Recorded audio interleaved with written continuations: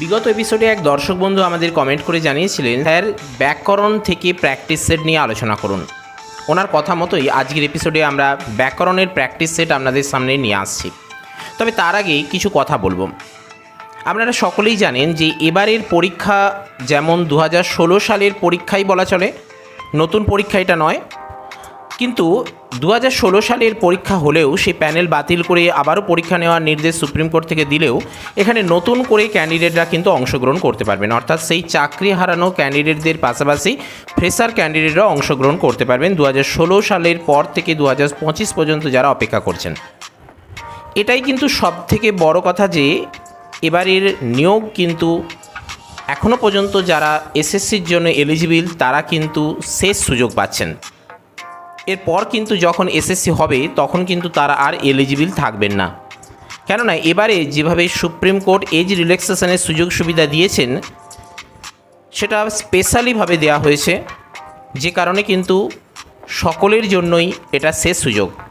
এরপরে যখন নিয়োগ হবে, কেননা এ কারণেই কথাটা বলছি যে 2016 সালে লাস্ট পরীক্ষা হয়েছিল, এখন 2025 অর্থাৎ দীর্ঘ 9টা বছর কেটে গেছে। এই মুহূর্তে যে সকল ক্যান্ডিডেটরা যারা ফ্রেশারি বলুন আর যারা ডেপুটেড বলুন সকলেরই কিন্তু বয়স 30-এর ঊর্ধ্বেই, এটা ধরে নিতে হবে। 19-20-এর একটু পার্থক্য হবে, সে দিকে আমি যাব না, সে নিয়ে কথা বলবো না। যারা ফ্রেশার ক্যান্ডিডেট রয়েছেন প্রায় 30-এর ওপর বয়স বা 30-এর ছুঁই করছে এরকম বয়স, আর যারা ডেপুটেড রয়েছেন তাদের তো 40-এরও আপে রয়েছে, যে কারণে কিন্তু এজ রিল্যাক্সেশনের সুযোগ সুবিধা দেওয়া হয়েছে। আমি বলছি এ কারণে যে পরবর্তী এসএসসি বা এসএলএসটি যাই বলুন আপনারা, কিংবা গ্রুপ সি বলুন গ্রুপ ডি বলুন, কোনোটাই কিন্তু আগামী 9 বছর আর হবে না।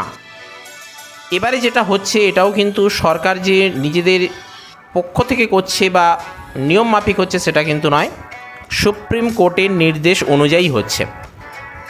যদি সুপ্রিম কোর্টের নির্দেশ না থাকতো তাহলে হয়তো এসএসসি এবারে হতো কি না সেটা কিন্তু সব থেকে একটা ভাইটাল ব্যাপার হয়ে দাঁড়াতো, এবং সে ব্যাপারে বেশি কিছু বলার কোনো দরকার নেই, কেননা আপনারা আমার থেকেও এই ব্যাপারটা ভালো জানেন। আমি বারবার যে কথাটা বলতে চাইছি যে এবারের এসএলএসটি বলুন, এসএসসি বলুন, শিক্ষক নিয়োগী বলুন, গ্রুপ সি বলুন, গ্রুপ ডি বলুন, এটাই কিন্তু শেষ সুযোগ। এবারে যারা অ্যাপ্লিকেবল হচ্ছেন, যারা এবারে পরীক্ষা দিতে পাচ্ছেন তাদের কাছে কিন্তু এটা শেষ সুযোগ। আমরা যদি একটু বিগত এসএসসির ইতিহাসটার দিকটা একটু ঘাঁটি তাহলে কিন্তু বলবো যে সুবর্ণ যুগে শিক্ষক নিয়োগের যে শিডিউলটা আমরা একটু এই মুহূর্তে আপনাদের সামনে ফোকাস করার চেষ্টা করছি, সেই সময়টা লক্ষ্য করুন। নিয়োগ বর্ষ ছিল 1998, যে সময় নিয়োগ ভ্যাকেন্সি ছিল 8072টি। আর এখন ভ্যাকেন্সি কত রয়েছে সেটা আপনারা জানেন। 2016 সালে ভ্যাকেন্সি কত ছিল আমরা পরিষ্কার দেখতে পাচ্ছি, 26,000 ক্যান্ডিডেটের চাকরি বাতিল হয়েছে। তার মানে আর যাই হোক 26,000 এখানে ভ্যাকেন্সি থাকছে। তবে এটা ঠিক, নতুন করে ক্যান্ডিডেটদেরকে যেহেতু অংশগ্রহণ করতে দেওয়া হচ্ছে তাই ভ্যাকেন্সি পোস্ট বাড়বে। তার দুটো দিক, এক, ইতিমধ্যে ভ্যাকেন্সি পোস্ট আপডেট করার জন্য কিন্তু এসএসসি বোর্ড থেকে, মধ্যশিক্ষা পর্ষদ থেকে মমতা বন্দ্যোপাধ্যায়ের কাছে পাঠানো হয়েছে, নবান্নে পাঠানো হয়েছে কাগজ। আর দ্বিতীয়, 3রা এপ্রিল মমতা বন্দ্যোপাধ্যায় নিজে ঘোষণা করেছিলেন আমার কাছে 1 লক্ষের ওপর ভ্যাকেন্সি রেডি রয়েছে। যদিও তিনি বিভিন্ন সভা সমিতি মিটিং মিছিলে বলে আসেন 14 লক্ষ, কোথাও বলেন 12 লক্ষ, কোথাও বলেন 8 লক্ষ, কোথাও বলেন 10 লক্ষ চাকরি রেডি আছে, কিন্তু সেটা তো সমস্ত ডিপার্টমেন্ট মিলিয়ে। আর 3রা এপ্রিল যেটা বলেছেন সেটা কিন্তু স্পেশালি এই এসএসসির ওপরে, এই গ্রুপ সি গ্রুপ ডির ওপরে। তাহলে সেই কথা আর এবারে যে আপডেট ভ্যাকেন্সির ব্যাপারটা আসছে সেই দিকটা লক্ষ্য রেখে কিন্তু এখানে ভ্যাকেন্সি পোস্ট বাড়বে। অর্থাৎ আমরা যেটা দেখতে পাচ্ছি 1998, 1999 এই যে পরের পর বছর পরীক্ষাগুলো হতো বাম আমলে, সেই সময় কিন্তু ভ্যাকেন্সি পোস্ট বেশি ছিল না, কমই ছিল, কিন্তু সুযোগ ছিল এটাই যে 1 বছর আপনার পরীক্ষায় পাস না করতে পারলে বা কাট আপের মধ্যে না আসতে পারলে বা ইন্টারভিউ থেকে আপনি ফেলিওর হয়ে গেলেও আপনি পরবর্তী বছরে 1টা বছরের মধ্যেই কিন্তু আপনি আবার পুনরায় এই বিশ্বকাপে আবার ফিরে আসতে পারতেন। কিন্তু এখন যেটা পরিস্থিতি দাঁড়িয়েছে সেটা কিন্তু অনেকটা কুম্ভ মেলার মতো।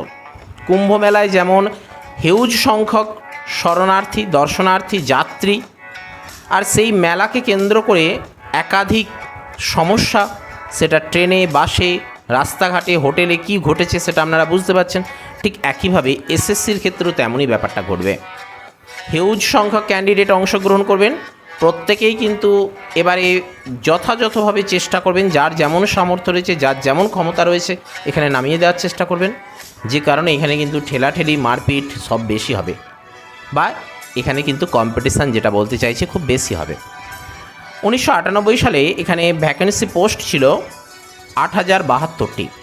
1999 তার ঠিক পরের বছরই এসএসসি হয়েছিল, যে সময় ভ্যাকেন্সি পোস্ট বেড়ে দাঁড়িয়েছিল 10,987টি।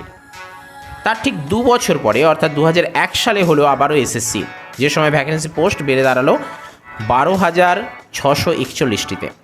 কিন্তু তার পরের বছরই আবার এসএসসি হয় 2002 সালে, যখন ভ্যাকেন্সি থাকে 9,980টি।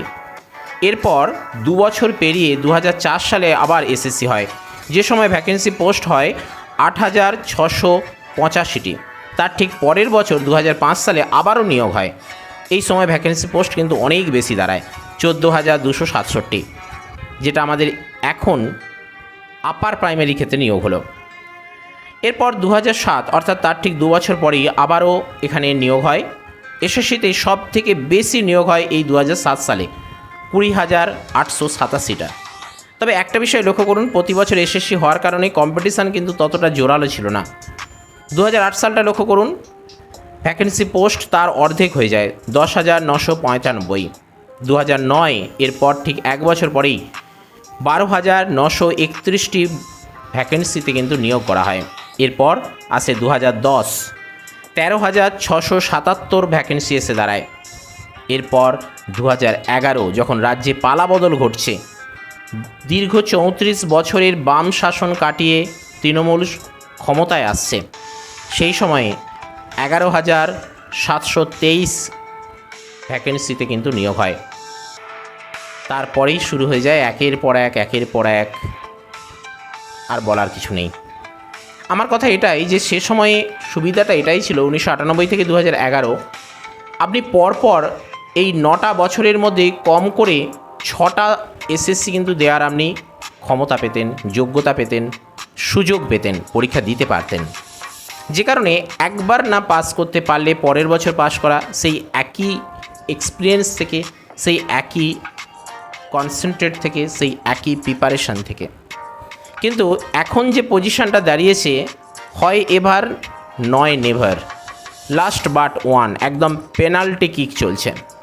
আপনি যদি লাগাতে পারেন এখানে তাহলে হলো, আর যদি না লাগাতে পারেন তাহলে আপনার গেল। 2016 সালের ভ্যাকেন্সি পোস্ট কিন্তু একটু অন্যরকম। আমাদের যেহেতু বাংলা বিষয়, তাই ভ্যাকেন্সি পোস্টগুলো একটু দেখার চেষ্টা করব, জানার চেষ্টা করব। তাহলে আমরা পরিষ্কার বুঝতে পারবো যে এবারে ভ্যাকেন্সি পোস্ট বা এবারে আমাদের টার্গেট বাংলা বিষয়ে কীরকম টার্গেট নিয়ে এগোতে হবে। আমরা মাদ্রাসার ক্ষেত্রে ভ্যাকেন্সি পোস্ট দেখেছিলাম মাত্র 90টা সিট ছিল, আর এইচএসের ক্ষেত্রে ছিল 18টা। কিন্তু এসএলএসটি এইটা এতটাই জনপ্রিয় এই কারণেই, কেননা এখানে ভ্যাকেন্সি পোস্ট অনেক বেশি থাকে। এসএলএসটি 2016 পোস্ট ও ক্যাটাগরি ভিত্তিক শূন্যপদ যেটা রয়েছে, বিষয় বাংলা, মোট শূন্যপদ ছিল 1090টি। এর একটু ধারে কাছে এদিক ওদিক হতে পারে, অ্যাপ্রক্সিমেটলি বলছি, পার্টিকুলার যে সেটা কিন্তু নয়। 1090টি ভ্যাকেন্সি পোস্টের মধ্যে জেনারেল ফিমেল 47টা, জেনারেল মেল ফিমেল মিলিয়ে যেটা বোঝায় সেটা হলো 330টা ভ্যাকেন্সি ছিল। ওবিসি এ ফিমেলদের জন্য ছিল 44টা, আর ওবিসি এ মেল ফিমেলদের জন্য ছিল 133টা আসন। ওবিসি বি ফিমেলদের জন্য 10টি ভ্যাকেন্সি, আর ওবিসি বি মেল ফিমেল মিলিয়ে 50টি ভ্যাকেন্সি। এরপর আসি এসসি, ফিমেলদের 40টি ভ্যাকেন্সি, আর এসসি মেল ফিমেল মিলিয়ে 200টি ভ্যাকেন্সি ছিল 2016 সালে। এরপরে রয়েছে এসটি অর্থাৎ শিডিউল ট্রাইব, আদিবাসী অধ্যুষিতদের ফিমেলদের জন্য ছিল 38টি ভ্যাকেন্সি, আর এসটি মেল ফিমেল মিলিয়ে ছিল 123টি ভ্যাকেন্সি। এরপর পিডব্লিউডি 66টার মতন ভ্যাকেন্সি ছিল। এখন বিষয়টা এটাই যে 2016 সালে যদি এই রকম একটা ভ্যাকেন্সি পোস্ট থাকে, তাহলে এবারে সেটা যে এক্সটেন্ড করা হবে সেটা তাহলে কতই যেতে পারে। এর সঙ্গে আপনারা সেগুলো একটা ধারণা করে নিন। 26,000 ভ্যাকেন্সি আপাতত আমাদের জানা, তার সঙ্গে কত যোগ হয়, কম করে যদি 50,000-এর ওপর ভ্যাকেন্সি দেওয়া হয় সেটাও ভালো।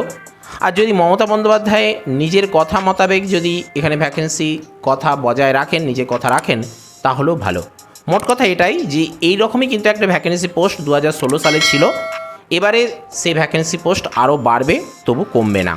তাহলে আমাদেরকে যেটা টার্গেট করে এই মুহূর্তে লড়াই করতে হবে, প্রিপারেশান নিতে হবে, প্রস্তুতি নিতে হবে, সেটা হলো 2016 সালে এই যে ভ্যাকেন্সি পোস্ট রয়েছে 1090টি এবং যা বিভিন্ন ক্যাটাগরি অনুযায়ী ভাগ করা রয়েছে, সেই ভ্যাকেন্সি পোস্ট দেখেই কিন্তু আমাদেরকে এগোতে হবে। এরপর ভ্যাকেন্সি পোস্ট আপডেট হবে, বাড়বে, সেটা খুব ভালো কথা।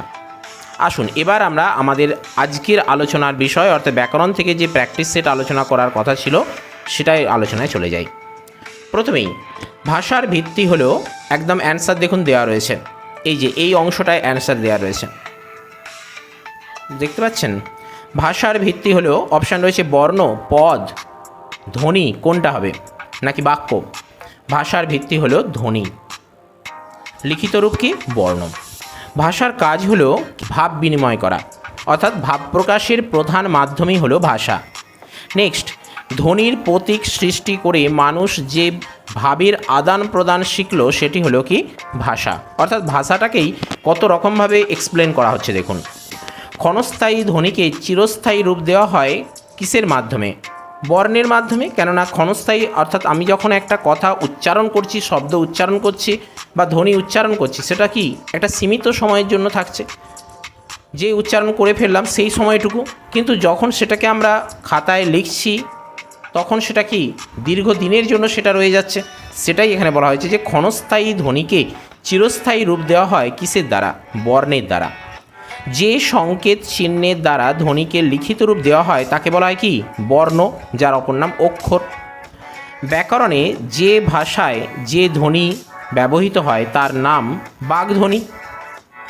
নেক্সট, বাগযন্ত্রগুলিকে নানা নিয়ম অনুসারে জুড়ে জুড়ে তৈরি করা হয় কি শব্দ, অর্থাৎ বাগধ্বনিগুলিকে মানে ধ্বনিকে যুক্ত করে একে অপরের সঙ্গে যুক্ত করে কি তৈরি করা হয়, শব্দ তৈরি হয়, এবং সেই শব্দের সঙ্গে যখন বিভক্তি যোগ করা হয় তখনই তাকে বলা হয় পদ। সেটা ক্লিয়ার করতে পারলাম?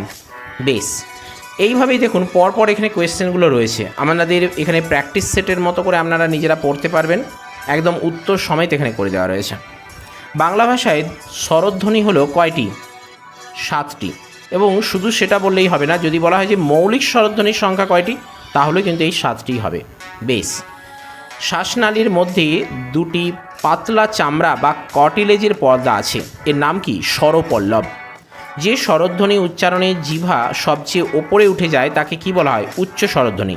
ঠিক একইভাবে যে স্বরধ্বনি উচ্চারণের সময় ওষ্ঠাধর মানে ওষ্ঠ এবং অধর ঠোঁটের কথা বলা হচ্ছে দুপাশে ছড়িয়ে যায় তাকে কি বলা হয়, একদম পরের পেজে কিন্তু উত্তরটা দেওয়া রয়েছে দেখুন, প্রসৃত, বাম দিকে প্রসৃত বা বিস্তারিত স্বরধ্বনি। বাংলা বর্ণমালায় যুক্ত স্বর বা যৌগিক স্বরের চিহ্ন হিসেবে বর্ণ আছে কটি, 2টি, ঐ এবং ঔ। এই যৌগিক স্বরের একাধিক নাম রয়েছে, যৌগিক স্বর বা যুক্তস্বর বা সন্ধিস্বর বা সন্ধ্যাক্ষর ইত্যাদি একাধিক নাম রয়েছে। নেক্সট, বাংলায় কম্পিত যার অপর নাম রনিত ব্যঞ্জনধ্বনি হলো কি র, অর্থাৎ বয়শূন্য রয়ের কথা বলা হচ্ছে। বাংলায় পার্শ্বিক ব্যঞ্জনধ্বনি কোনটি, ল। এগুলো কিন্তু মুখস্থ করতে হবে, নাহলে কিন্তু হবে না, কেমন। পার্শ্বিক ধ্বনি ল, রনিত বা কম্পিত ধ্বনি র। এইভাবে শব্দের মধ্যে যখন স্বরধ্বনির আগমন ঘটে তখন আমরা কি বলি, স্বরাগম, কিন্তু এখানে বলা হয়েছে শব্দের মধ্যে, তাহলে মধ্য স্বরাগম যার অপর নাম স্বরভক্তি বা বিপ্রকর্ষ। আবার যদি শব্দের অন্তে বা শেষে স্বরধ্বনির আগমন ঘটে তাকে বলা হয় অন্তঃস্বরাগম। শব্দের আদিতে বা পূর্বে বা প্রথমে যদি স্বরধ্বনির আগমন ঘটে তাকে বলা হয় আদি স্বরাগম। ঠিক একইভাবে ব্যঞ্জনধ্বনির ক্ষেত্রেও সে একই কথা, সেখানে শুধু আদি স্বরাগম না বলে বলা হবে আদি ব্যঞ্জনাগম। যে ধ্বনির উচ্চারণে কম শ্বাসবায়ুর প্রয়োজন হয় তাকে বলা হয় কি অল্প প্রাণধ্বনি। এখানে প্রাণ শব্দের অর্থ হচ্ছে শ্বাসবায়ু। ঠিক একইভাবে যে স্বরধ্বনি উচ্চারণকালে বেশি শ্বাসবায়ুর প্রয়োজন হয় তাকে বলা হয় কি মহাপ্রাণধ্বনি। উচ্চারণের ভাষা শুনে ভাষা শেখার ত্রুটি হলে তাকে কি বলা হয় অনুকরণের ত্রুটি। উচ্চারণে ভাষা শুনলাম কিন্তু আমি যখন নিজে উচ্চারণ করতে যাচ্ছি তখন ভুলভাল হলো, তাহলে সেটার কিসের ত্রুটি বলা হবে, অনুকরণের ত্রুটি। আপনি সেখানে অনুকরণ করতে ভুল করেছেন, ঠিকভাবে শোনেননি, যে কারণে কিন্তু এটা ঘটেছে। যে ব্যঞ্জনের উচ্চারণে জিহ্বার অগ্রভাগ দন্তমূল স্পর্শ করে তাদের কি বলা হয়? দন্ত ব্যঞ্জন। আবার দেখুন এখানে পরপর রয়েছে স্বরতন্ত্রীর কম্পন অনুযায়ী ব্যঞ্জনধ্বনি দুই প্রকার, অকারের পর উকার বা মানে হস্যৌকার বা দীর্ঘৌকারের কথা বলা হচ্ছে, থাকলে কি হবে? ওকার হয়। ব্যঞ্জনধ্বনির সঙ্গে স্বরধ্বনি বা ব্যঞ্জনধ্বনির মিলনকে বলা হয় ব্যঞ্জনধ্বনি। সন্নিহিত দুটি ধ্বনির মিলনকে কি বলা হয়? সন্ধি। আবার ঠিক একইভাবে সন্নিহিত দুটি পদের মিলনকে কি বলা হয়? সমাস। বিষয়টা ক্লিয়ার করতে পারছি? এখানে ধ্বনির সঙ্গে ধ্বনির মিলন হয়ে কি হচ্ছে? সন্ধি। আর পদের সঙ্গে পদের মিলনের সৃষ্টি হচ্ছে সমাস, যে কারণে সমাসকে বলা হয় একপদীকরণ। অনেকগুলো পদকে একটি পদের মধ্যে উচ্চারণ করা, তাতে করে কি হয়? সময়টা যেমন কম লাগে ঠিক একইভাবে শ্রুতি মধুরও হয়। নেক্সট, অলাবু থেকে লাউ, এটা কি হয়েছে বলুন তো? এই যে এটাকে বিশ্লেষণ করলে আপনাদের কাছে বিষয়টা ক্লিয়ার হয়ে যাবে। বিশ্লেষণ করলে কিন্তু দেখুন প্রথমে অটা কিন্তু উঠে গেছে, অর্থাৎ আদি স্বরলোপ। প্রথমের আদিতে অবস্থিত স্বরধ্বনি অ লুপ্ত হয়ে গিয়ে সেটা হয়েছে কি? লাউ, যে কারণে এটার নাম হচ্ছে আদি স্বরলোপ। নাতি জামাই থেকে নাচ জামাই, এটা কি মধ্যবর্তী? এই যে নাতি জামাই, এখানে জামাই জামাই ঠিক আছে, কিন্তু প্রথমে যে নাতি সেটা হয়ে গেছে নাত, অর্থাৎ হস্যইটা লোপ পেয়ে গেছে এবং সেই হস্যইটা কোথায় রয়েছে? মধ্যবর্তী অংশে রয়েছে, পূর্বেও নেই, শব্দের পরেও নেই, মানে শেষেও নেই, তাহলে এটা মাঝে রয়েছে, যে কারণে এটা হয়েছে কি? মধ্য স্বরলোপ বা সম্প্রকর্ষ, যার অপর নাম। অগ্র থেকে অর্থাৎ এই যে মধ্য স্বরলোপ বা সম্প্রকর্ষ বা আদি স্বরাগম, এর অপর নাম কি? কিংবা মধ্য স্বরাগম বা স্বরভক্তি বা বিপ্রকর্ষ, এর মানে একাধিক যে নামগুলো রয়েছে না, সেগুলো জানতে হবে। আপনি এখানে অপশানে পড়ে গেলেন যে মধ্য স্বরলোপ, কিন্তু সেখানে অপশানে দিয়ে দিল সম্প্রকর্ষ, তখন আপনি কি করবেন? এই সকল ব্যাপারগুলোই কিন্তু বেশি ভাইটাল, খুব বেশি টাফ প্রশ্ন আসবে না, জেনারেল এবং বেসিক জায়গা থেকেই বেশি আসে, কিন্তু এই সকল হালকা ভুলগুলোর কারণেই কিন্তু উত্তরগুলো ভুল হয়ে যায়। একইভাবে দেখুন এখানে পরপর দেওয়া রয়েছে সত্য থেকে সত্যি, পোড়ামুখী থেকে পোড়ারমুখী। আবার এদিকে দেখুন ওঝা থেকে রোজা হয়েছে কি? আদি ব্যঞ্জনাগম, অর্থাৎ আদিতে ব্যঞ্জনের আগম ঘট। মাসুয়া থেকে মাউস, এখানে হস্যকারীর অপিনিহিতি হয়েছে, অপি কথার অর্থ পূর্ব, নিহিতি কথার অর্থ সন্নিবেশ। এইভাবে কিন্তু এগুলো মনে রাখতে হবে, কেননা প্রশ্ন এসে যায় অপিনিহিতি শব্দের অর্থ কী, বা অপিনিহিতির অপি শব্দের অর্থ কী, বা নিহিতি শব্দের অর্থ কী।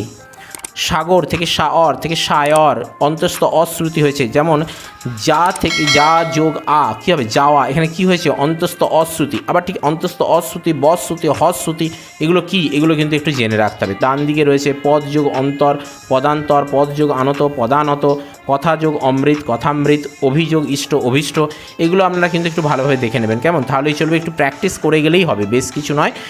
ব্যাকরণ ব্যাপারটা কিন্তু প্র্যাকটিস করা, একটু সংজ্ঞাগুলো মুখস্থ করে রাখতে হবে, আর যে সকল উদাহরণগুলো অবশ্যই মুখস্থ করে রাখতে হয়, অর্থাৎ কণ্ঠধ্বনি কোনগুলি, ওষ্ঠবর্ণ কোনগুলোকে বলা হয়, কিংবা দন্তধ্বনি কোনগুলোকে, কম্পিত বা রণিত ধ্বনি কাকে বলা হয়, উষ্ম ব্যঞ্জন কোনগুলি, ইত্যাদি ইত্যাদি, এইগুলো একটু জেনে রাখলেই চলবে। উৎযোগ জল উজ্জ্বল, উৎযোগ নতি উন্নতি, এইভাবে দেখে রাখবেন, কেমন? সমযোগ হতি সংহতি, এগুলো জাস্ট রিডিং দিলেই হবে, বারবার রিডিং দেবেন তাহলেই হয়ে যাবে। দুহ যোগ কর দুষ্কর, বাক যোগ জাল বাকজাল, অবযোগ জ অবজ, এইভাবে এগুলো দেখে নিন, কোনো অসুবিধে নেই, জাস্ট প্র্যাকটিস করুন। এই মুহূর্তে আপনারা অনেকেই কিন্তু পড়াশোনা অলরেডি করে রেখেছেন, সে নিয়ে অসুবিধে নেই, এখনও শুধু সেগুলোকে আরেকবার করে ঝালিয়ে নেওয়া। সদ্য আপনারা মাদ্রাসা দিয়েছেন মাত্র 1 বছর আগে, গত বছর মার্চ মাসে আপনারা পরীক্ষা দিয়েছেন, 3রা মার্চ যদি খুব ভুল না হয়, আর এখন চলছে এপ্রিল মাস, অর্থাৎ 1 বছর এই সবে হয়েছে, তাই খুব বেশি ভুলে হয়তো আপনারা যাননি। একবার জাস্ট সেগুলো রিডিং দিন, একটু শান্ত হয়ে ধীরে সুস্থে পড়ুন, দেখবেন আবার আস্তে আস্তে সব বিষয়গুলো আপনার মাথায় এসে যাবে, যার ফলে কি হবে? আপনি সেই সময় যে প্রিপারেশান নিয়েছিলেন, এখন সেই প্রিপারেশানেই অন্তত 1 মাসের মধ্যে আপনি পৌঁছে যাবেন।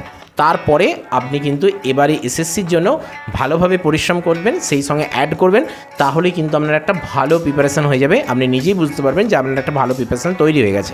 আর তারপরে আপনি আপনার মতো পরীক্ষা দিতে যাবেন। এখনও পর্যন্ত তো কোনো নোটিশও বেরোয়নি, গেজেটও দেয়নি, কমিশন থেকে এখনও পর্যন্ত কোনো রকম বার্তা সেরকম কিছু দেওয়াই হয়নি, খুব শীঘ্রই এসে যাবে, কিন্তু যখন দিয়ে দেবে তখন কিন্তু আর সময় একদমই হাতে থাকবে না, যে কারণে কিন্তু সুপ্রিম কোর্টের নির্দেশ, সুপ্রিম কোর্টের যে রিভিউ পিটিশন করতে গিয়েছিল, কিন্তু সেখান থেকে যে বার্তা আমরা পেয়েছি সেগুলোকে ভিত্তি করে, সেগুলোকে পাথেয় করেই আমাদেরকে এগিয়ে যেতে হবে। অবশ্যই আপনারা কিন্তু চ্যানেলটিকে সাবস্ক্রাইব করে, ভিডিওটিকে লাইক করে আমাদের সাথে থাকুন। এসএসসি সংক্রান্ত যে কোনো আপডেট এবং সেই সঙ্গে এখানে প্রিপারেশান বা কিছু শর্ট ট্রিক্স বা যেগুলো একটু দেখে গেলে ভালো হয় সেগুলো যতটা সম্ভব আমরা আপনাদের দেওয়ার চেষ্টা করব। তো চলুন আজকের এপিসোড আমরা এখানেই আপাতত শেষ করলাম। Stay tune, stay connected with Sahitya Abhiyan. Thank you.